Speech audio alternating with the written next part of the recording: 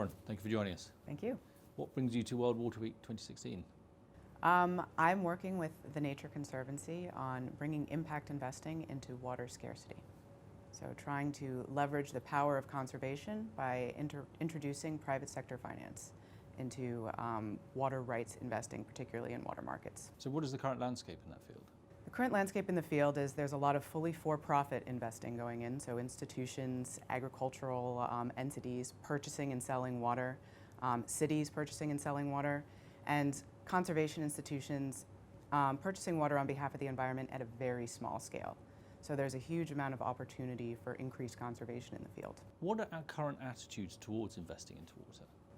Current attitudes, they're changing very rapidly. If you were to ask me that question 5 years ago, people would say, water's free. What is there to invest in? But I think the drought in California and the American West and quite a few high-profile issues around water scarcity have really brought water and its value to the forefront. We've been seeing farmers paying thousands and thousands of dollars per unit of water, cities starting to stockpile water for future needs. Cities like Denver, cities like Austin, Los Angeles are starting to actively purchase water. And I think the investment community is saying, wait a second, there's something here. People are valuing water. It is a scarce resource. We really can't make any more of it. Desalination is an option, but it's incredibly expensive. It doesn't work for places in the middle of a country, so to speak. So I think people are saying, taking a step back and saying, this resource that we've all taken for granted actually does have a value. And from an investment perspective, this is a new place. It's a great way to diversify our portfolio.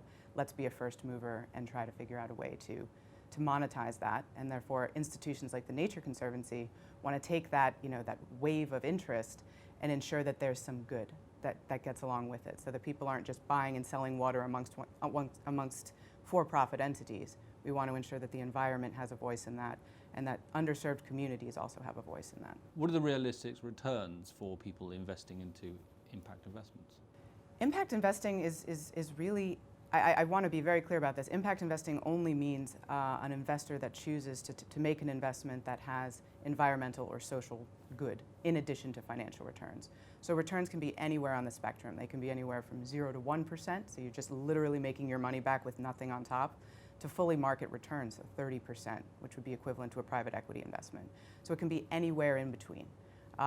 Sometimes that depends on the magnitude of the conservation or social good. Sometimes you can get really significant conservation or social good and really significant financial returns. It genuinely depends. Is there a point that you think water will become a commodity? I think water already is a commodity. It's just an undervalued commodity, unfortunately. I think part of the reason water is used the way it is used today is because people don't really apply a value to it that is accurate for the amount that we have available to us. I hope water never becomes commoditized to the point that the price constantly just continues to skyrocket and people can't access it for critical human needs.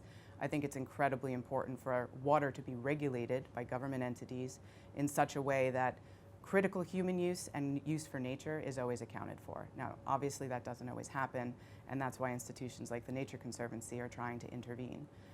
But I think that water should always be available for people to the extent that they need it to survive, and that water that's going into cities and or agriculture should be valued more appropriately.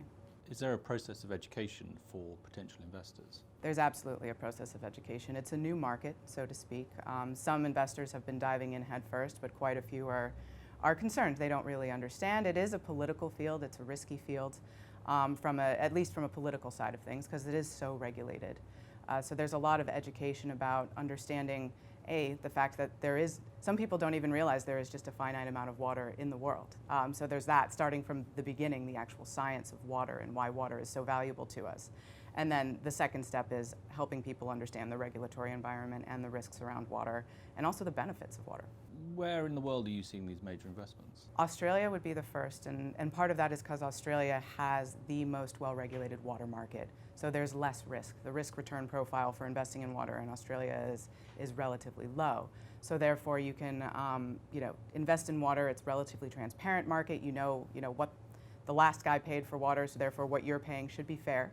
And we're seeing actually private sector capital going into the water market in Australia in pretty large magnitude in a relatively quick, short piece of time.